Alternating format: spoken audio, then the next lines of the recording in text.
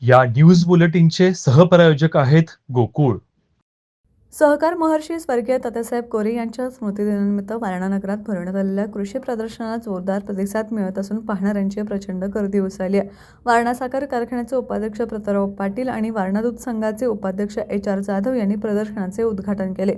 प्रदर्शनात कृषी यंत्रसामग्री, अवजारे, खते, बियाणे, ट्रॅक्टर, पशुपक्षी, गृहोपयोगी वस्तू व सौंदर्य प्रसाधने अशा 300हून अधिक स्टॉल्सचे आकर्षक प्रदर्शन भरवण्यात आले. गगनभेदी पाळणे, विविध जातींचे घोडे आणि खाद्यपदार्थ स्टॉल्समुळे परिसराला यात्रेचे स्वरूप आले. श्वानांची थरारक शर्यत, परंपरा, महाराष्ट्राची लोकनृत्य साजरी करणे तसेच म्हैशी पळवण्याची अनोखी शर्यत या कार्यक्रमाने प्रेक्षकांना मंत्रमुग्ध केले.